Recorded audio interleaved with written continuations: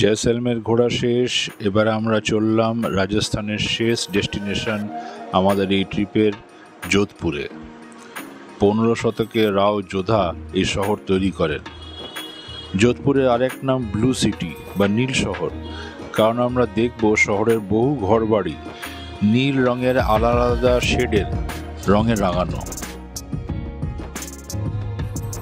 সকালবেলা জয়সলমেরের প্রিন্স হোটেলে heavy breakfast করে আমরা বেরিয়ে পড়ি যোধপুরের উদ্দেশ্যে ট্রেনে। ট্রেন পৌঁছতে পৌঁছতে বিকেল সন্ধে হয়ে যায়। স্টেশন থেকে বেরিয়েই বাঁ হাতে মিনিট 4-5 একটু হাঁটলেই আপনারা পেয়ে যাবেন কসমোপলিটন হোটেল। এই হোটেলেই আমরা ছিলাম। অত্যন্ত সুন্দর হোটেল, বলতে পারেন মিডল ক্লাসেরই জন্যে। দেখতে ঝাঁ চকচকে হলেও ট্যারিফস এমন কিছু আহামরি নয়। প্রচুর সুযোগ সুবিধা আছে। রেল স্টেশন থেকে বেরিয়েই প্রচুর গাড়ির আপনি অপশান পাবেন, আর অবশ্যই ট্রেন ধরতে খুবই সুবিধে। আমাদের পরের দিন অলমোস্ট রাত 12টায় যোধপুর এক্সপ্রেস ছিল বলে আমরা এই হোটেলটাকেই পছন্দ করি। সারাদিন যোধপুর ঘুরে রাত্রিবেলা ফ্রেশ হয়ে ডিনার করে জাস্ট হোটেল থেকে চেক আউট করেই ট্রেনে উঠে পড়লেই হলো, কোনো অসুবিধে নেই। ব্রেকফাস্ট কমপ্লিমেন্টারি, খাওয়া দাওয়া অত্যন্ত সুন্দর, হোটেলের সার্ভিসে খুব ভালো। অসুবিধে বলতে শুধু একটাই, মাঝে মাঝে ট্রেনের ভোঁ ভা আওয়াজ, স্টেশনের অ্যানাউন্সমেন্ট। বেড়াতে বেরিয়ে এগুলো মন্দ লাগে না। সকালে উঠে ফ্রেশ হয়ে ব্রেকফাস্ট করে আমরা চললাম আমাদের প্রথম ডেস্টিনেশন উমেদ ভবন প্যালেস দেখতে। এই প্রাসাদের নির্মাণ শুরু হয় 1929 সালে এবং শেষ হয় 1943 সালে। নির্মাতা মহারাজা উমেদ সিং বিশেষ একটি কারণে প্রাসাদ তৈরি করেন। সেই সময় যোধপুরে ভয়ঙ্কর খরা ও দুর্ভিক্ষ চলছিল।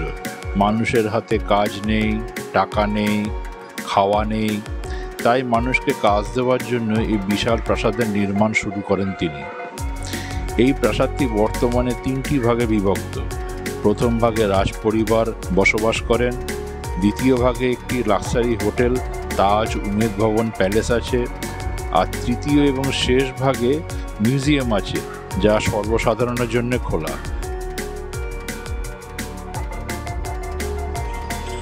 উমেদ ভবন প্যালেসের মেন স্ট্রাকচার তৈরি হয়েছিল যোধপুরে পাওয়া চিত্তোড় বেলেপাথর দিয়ে।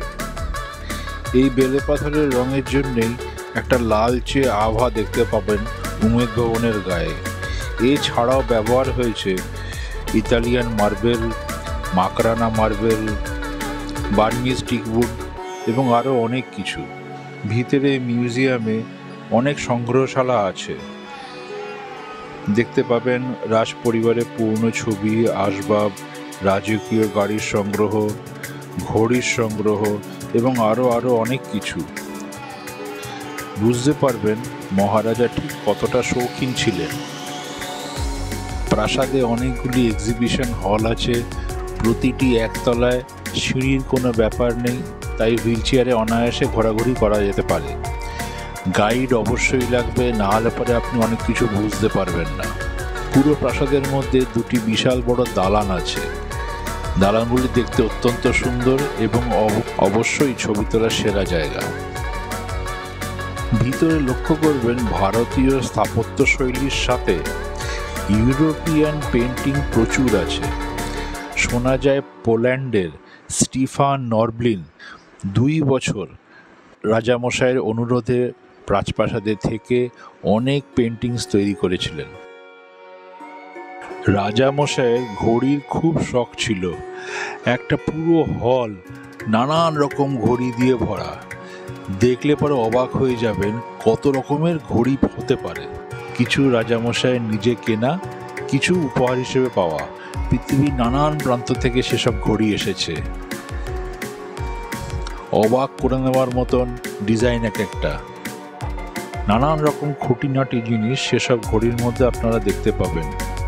টেবিল ঘড়ি এবং দেওয়াল ঘড়িই বেশি। তখনকার দিনের ক্রোনোগ্রাফ ঘড়িও আপনি এখানে দেখতে পাবেন। জায়গাটি অবশ্যই দেখবেন।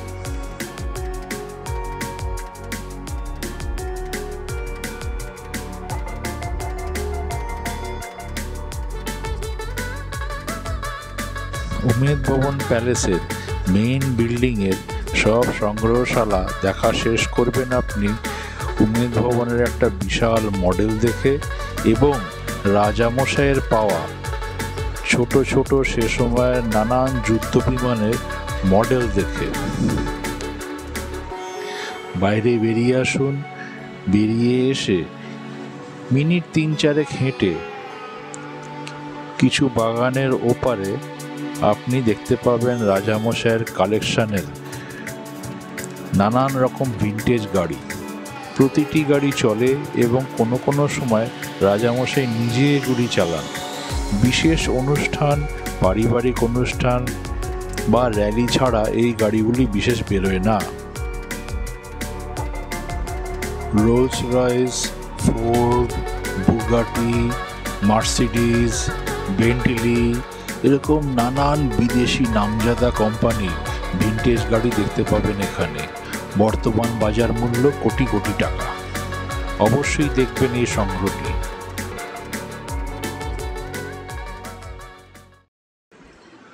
উমেদ ভবন প্যালেস দেখা শেষ করে আমরা বেরিয়ে পড়লাম রাজস্থানের তাজমহল যশবন্তধারার উদ্দেশ্যে। যাওয়ার পথে বাঁ হাতে পাহাড় থেকে নীল শহরের অদ্ভুত দৃশ্য আপনার চোখে পড়বেই পড়বে। উপভোগ করতে করতে মিনিট 10 মধ্যেই পৌঁছে যাবেন যশবন্তধারায়। যশবন্তধারা বা যশবন্তের সমাধি 1899 সালে মহারাজা সর্দার সিং তৈরি করেন তার পিতা মহারাজা যশবন্ত সিং দ্বিতীয় স্মৃতির উদ্দেশ্যে।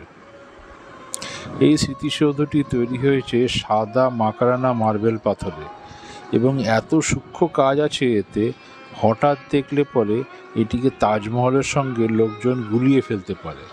তাই অনেকে এটি রাজস্থানের তাজমহল বা মারওয়ারের তাজমহল বলে সম্বোধন করেন।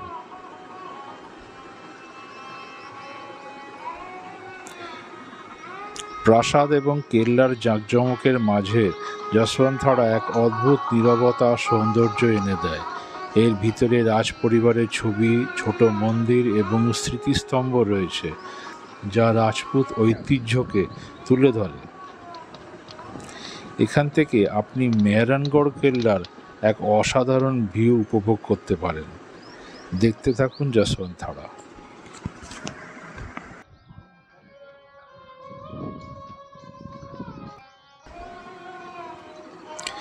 যশবন্তধারায় প্রচুর ফটোজেনিক স্পট আছে যেখান থেকে আপনি ভালো ভালো ছবি পাবেন।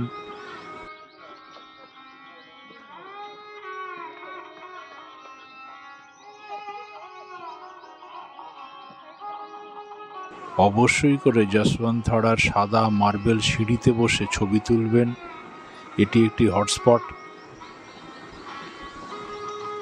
স্মৃতিসৌধটির চারপাশটা ঘুরে দেখবেন, প্রচুর সুন্দর দৃশ্য উপভোগ করতে পারবেন। যশবন্তধারার চারপাশে বাগানে ছোট ছোট রাজপরিবারের আরও অনেক স্মৃতিসৌধ পাবেন। ইচ্ছে হলে ওগুলি ঘুরে দেখতে পারেন। তবে হ্যাঁ, মাথায় রাখবেন কোনো স্মৃতিসৌধের ওপর চটি বা জুতো পরে উঠবেন না, এটি একটি অসম্মানজনক কাজ বলে ধরা হয়। যশবন্তধারা থেকে মেহরানগড় ফোর্টের এই ভিউটি সেরা সেরা।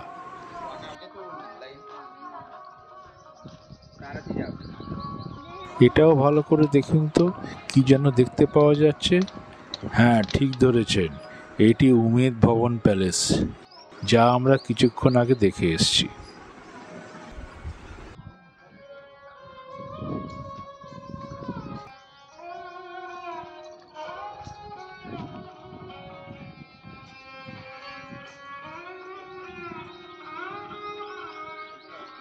যশবন্তধারার ভিতরে অনেকেই যান না, ভিতরটায় যাবেন, অদ্ভুত নীরবতা এবং শান্তি অনুভব করবেন। দেখতে পারবেন মারওয়াড় রাজবংশের সম্পূর্ণ ইতিহাস এবং আরও অনেক কিছু।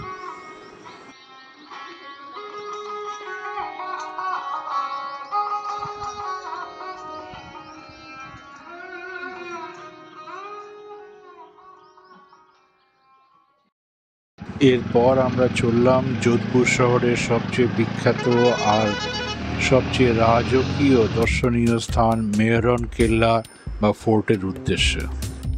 মেহরনগড় ফোর্ট রাজস্থানের অন্যতম বৃহৎ দুর্গগুলির একটি। প্রায় 400 ফুট উঁচু পাহাড়ের উপর নির্মিত, পুরো যোধপুর শহরকে যেন আগলে রেখেছে এই বিশাল দুর্গ।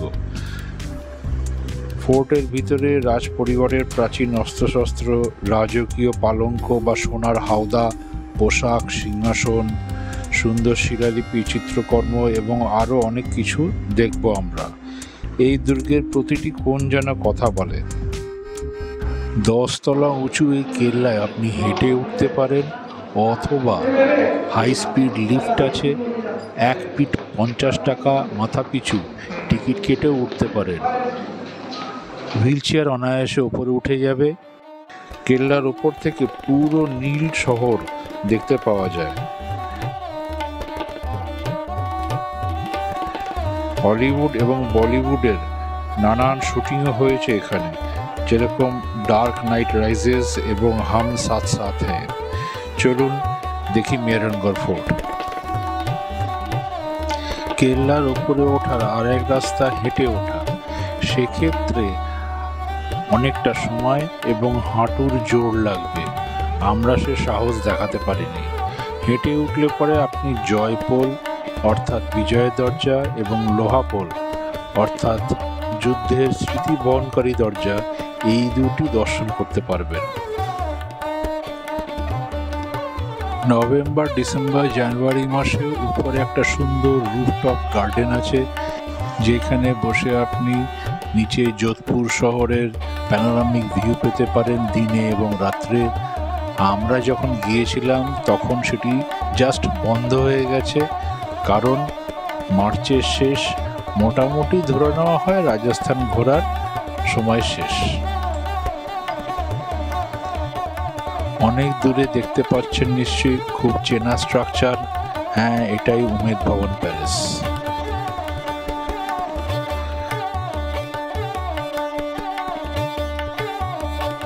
চলুন এবার কেল্লার ভিতরে যাই, কিছু সংগ্রহশালা ঘুরে দেখি।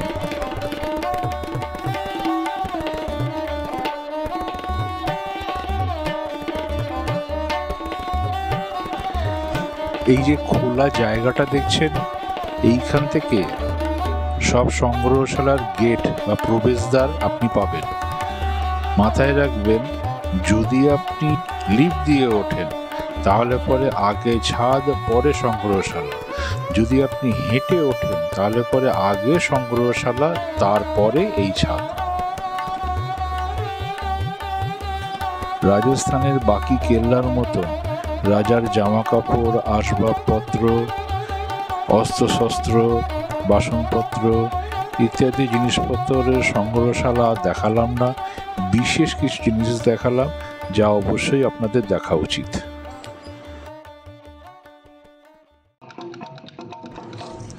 প্রথম দ্রষ্টব্য স্থান বা সংগ্রহশালা মিনিয়েচার আর্ট বা মিনিয়েচার পেন্টিংয়ের। এখানে নানান রকম ভেষজ রং বা নানান রকম পাথর, গুঁড়ো করে রং, এইসব ব্যবহার করে ছবি বানানো হয়েছে বা পেন্টিং বানানো হয়েছে। সেই সময়কার রাজার দরবার, রাজপ্রাসাদের ভিতরে, রাজপ্রাসাদের বাইরের নানান রকম বড় বড় পোর্ট্রেট। এক একটা পোর্ট্রেটের মাপ মোটামুটি 2 ফুট বাই 5 ফুট। দেখতে অতীব সুন্দর, কিন্তু এখানে একটা লক্ষ্য করার জিনিস আছে। আপনি যদি ওপর দেখে বেরিয়ে যান তাহলে পরে খুবই সাধারণ একটা পেন্টিংয়ের মতনই দেখাবে, কিন্তু মোবাইলের ক্যামেরা অন করে একদম সামনে নিয়ে গিয়ে ম্যাক্সিমাম জুম করলে প্রতি কটা পেন্টিংয়ের মধ্যে আসল ছবি বেরিয়ে আসবে, যা আমি চেষ্টা করেছি আপনাদের ভিডিও জুম করে দেখাতে।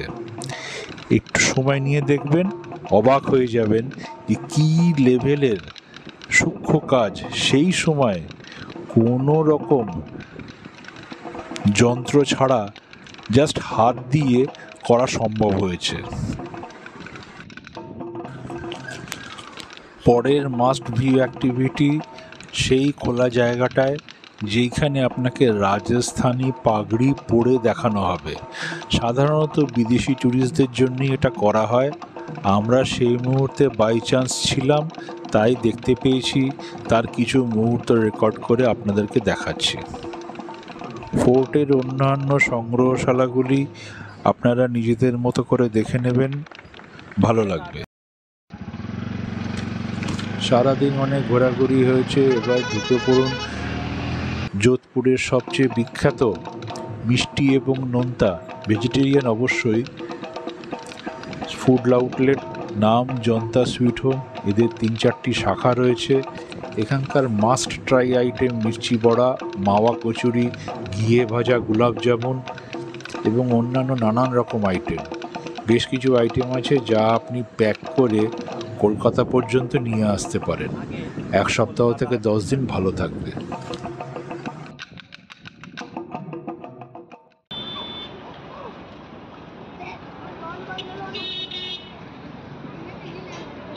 আমাদের শেষ গন্তব্য যোধপুরে ঘণ্টাঘর বা ক্লক টাওয়ার। এটি সবচেয়ে ব্যস্ত এবং রঙিন জায়গা যোধপুরের।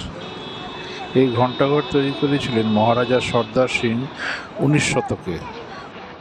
পুরো শহরের ব্যবসা, বাজার আর সাধারণ মানুষের দৈনন্দিন জীবনযাপনের কেন্দ্রবিন্দু এই জায়গাটি। অনেকটা আমাদের কলকাতার বড় বাজারের মতন। ঘণ্টাঘরের চারপাশে ছড়িয়ে আছে বিখ্যাত সর্দার মার্কেট, যেখানে আপনি পাবেন রাজস্থানী কাপড়, হাতের কাজ, মশলা, ফল এবং অসাধারণ স্ট্রিট ফুড। স্ট্রিট ফুড বলতে রাজস্থানে আমরা যেটা বুঝি সেটা হচ্ছে অনিয়ন কচুরি। ট্রাই করে দেখবেন। ঘণ্টাঘরের উপরে উঠে গেলে পুরো মার্কেটের রঙিন দৃশ্য দেখতে পাওয়া যায়, অনেকটা 360 ডিগ্রিতে সিনেমা দেখার মতন। এই ঘণ্টাঘরে আপনার আসার শ্রেষ্ঠ সময় সন্ধ্যের পর বা সন্ধ্যের সময়। অন্ধকার হয়ে গেলে পরে পিছনে মেহরানগড় ফোর্ট আলোয় সেজে ওঠে। তখন কালো আকাশে হলুদ কমলা রঙের মেহরানগড় ফোর্ট এক অদ্ভুত দৃশ্য তৈরি করে, দেখে মন ভরে যাবে আপনার। এই ঘণ্টাঘরে কিছুক্ষণ ছিলাম আমরা, রাজস্থানী গান শুনলাম, ঘণ্টাঘরটা ঘুরে দেখলাম। ঘণ্টাঘরের ওপরেও ওঠা যায়, ঘুরে দেখতে পারেন ভিতরটা। তবে হ্যাঁ, জায়গাটি প্রচণ্ড ব্যস্ত, প্রচণ্ড ট্রাফিক এবং নড়াচড়ার জায়গা খুবই কম, উঁচু সিঁড়ি, তাই হুইল চেয়ার বা যাদের হাঁটা চলায় অসুবিধা আছে তারা এই জায়গাটা এড়িয়ে চলবেন। ঘণ্টাঘরে আপনার ম্যাক্সিমাম 1 ঘন্টা ঘুরে ফিরে দেখে ফিরে চলুন স্টেশনে।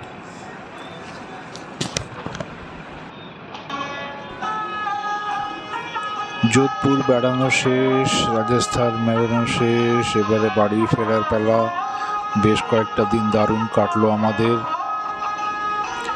বিদায় কসমোপলিটন হোটেল, বিদায় যোধপুর, বিদায় রাজস্থান, এবারে কলকাতা ফিরব।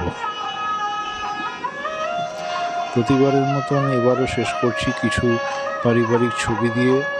একটা জরুরি কথা বলে রাখি, সিরিজ শেষ হলেও এর পরে একটা গাইড ভিডিও আসবে, যাতে আপনি কি করে রাজস্থান আসবেন, কি করে ঘুরবেন, কার পর কোথায় যাবেন, কিভাবে ঘুরবেন, কোথায় কত সময় দেবেন, কোথায় থাকবেন, গভর্নমেন্ট এবং প্রাইভেট দু রকমেরই ব্যবস্থা, খাওয়া দাওয়া কোথায় করবেন, কোথাকার কি বৈশিষ্ট্য আছে, খরচা কীরকম হবে, সব কিছু আপনি জানতে পারবেন এর পরে আসছে গাইড ভিডিওতে। অবশ্যই গাইড ভিডিওটা দেখবেন। তবে হ্যাঁ, গাইড ভিডিও দেখার সবচেয়ে বড় কারণ হলো সবাই গ্রুপ ট্যুরে সাধারণত রাজস্থান আসে, আমরা গিয়েছিলাম একা। তাই নিজে পরিবারের সাথে কিভাবে রাজস্থান ঘোরা সম্পূর্ণ করবেন তার সুযোগ সন্ধানে গাইড ভিডিওতে থাকবে। খুব শীঘ্রই দেখা হচ্ছে পরের গাইড এপিসোডে।